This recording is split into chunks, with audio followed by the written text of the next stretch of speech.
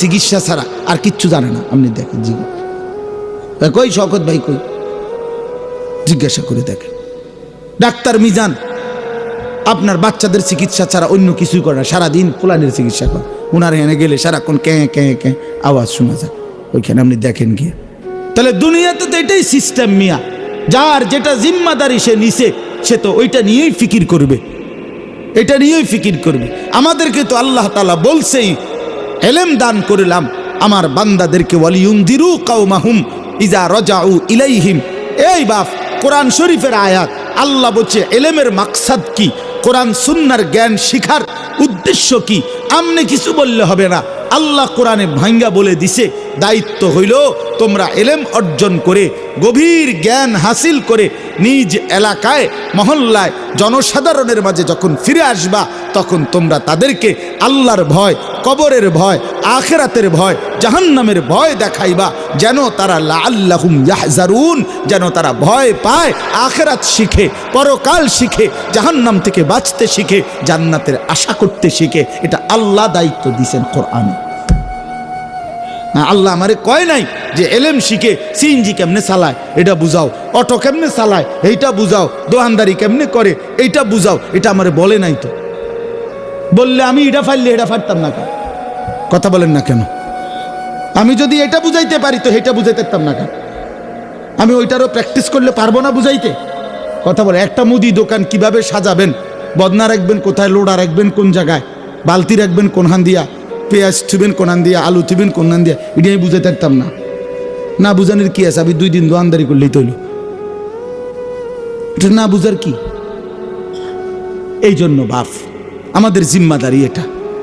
আপনার পছন্দ হোক বা না হোক, আপনার গায়ে লাগুক কিংবা পিঠে লাগুক, আপনার কলজাত লাগুক নইলে আড্ডিত লাগুক, জিম্মাদারি আমাদের আখিরাত, পরকাল বুঝানো, এটাই আমাদের দায়িত্ব। নবী সাল্লাল্লাহু আলাইহি সাল্লামের প্রথম দায়িত্ব, যেদিন প্রথম আল্লাহ তাআলা নবীজিকে মানুষের কাছে ডাকতে বলছেন, প্রথম তো ইকরা বিসমি রাব্বিকাল্লাযী খালাক, এই আয়াত নাজিল করছেন। এখানে কোনো দায়িত্ব দেয় নাই, বলছে আল্লাহর কোরআন পড়েন, আল্লাহর নাম নেন।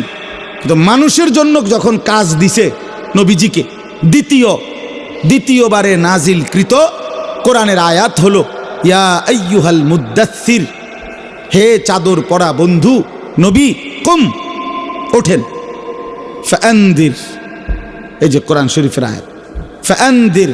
নবীজির প্রথম দায়িত্ব আল্লাহ বলছে আপনি মানুষকে আল্লাহর ভয় দেখান, আখিরাতের ভয় দেখান, হ্যাঁ, জাহান্নামের ভয় দেখান।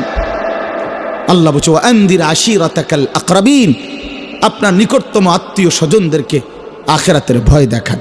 লিতুনদিরা উম্মাল কুরা ওয়া মান হাওলাহা, পুরা মক্কাবাসী তার আশপাশের মানুষকে আপনি আখিরাতের ভয় দেখান, ভয় দেখান। তাহলে নবীর যে জিম্মাদারি, নবীর ওয়ারিস উলামায়ে কেরামের সেই জিম্মাদারি। আপনি রাসূলুল্লাহ সাল্লাল্লাহু আলাইহি সাল্লামের জিন্দেগি স্টাডি করেন, তার জিম্মাদারি কি ছিল, তার দায়িত্ব কি ছিল। আপনার আখিরাতের কথা বললে, পরকালের কথা বললে আপনারা আমাদেরকে বলেন আমরা সংকীর্ণ। না, আপনি উদার, আপনি বেড়াও চান, বেড়িও চান, নাচও দেখেন, গানও দেখেন, হ্যাঁ, আপনি নাটকও দেখেন, সিনেমাও দেখেন, আপনি খুব উদার, আমরা সংকীর্ণ। আল্লাহ যেন আরো সংকীর্ণ বানায় দেয়।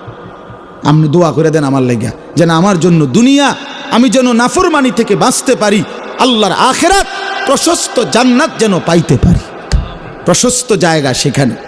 দুনিয়া ছোটই, দুনিয়া কোনো রকম হইলেই চলে, ऐसे रहे या वैसे रहे, वहाँ देखना फिर कैसे रहे। সেখানে দেখার বিষয়, আখিরাত মূল বিষয়, আখিরাত মূল বিষয়। আবারও বলছি, আমার জন্য আপনার জন্য আখিরাত মূল বিষয়। আজ আমরা মুসলমান, আজ আমরা স্ত্রী সন্তান ছেলে মেয়ের জীবনে, নিজের জীবনে বেমালুম আখিরাত ভুলে গেছি, আখিরাত ভুলে গেছি। কাল্লা বাল তুহিব্বুনাল আজিলা ওয়া তাদারুনাল আখিরাহ। আল্লাহ বলছে হায় বান্দা, করছোটা কি? তোমরা কেবল নগদ দুনিয়াটাকেই ভালোবেসে ফেলছো, অথচ আখিরাতকে ছেড়েই দিয়েছো, ছেড়েই দিয়েছো। বাল তুসিরুনাল হায়াতাদ দুনিয়া ওয়াল আখিরাতু খায়রুম ওয়া আবকা। আল্লাহ বলে তোমরা দুনিয়ার জীবন প্রাধান্য দিচ্ছ, অথচ শোনো বান্দা, আখেরাতি হচ্ছে উত্তম, আখেরাতি হচ্ছে স্থায়ী। কতভাবে বলছে কথা এটা।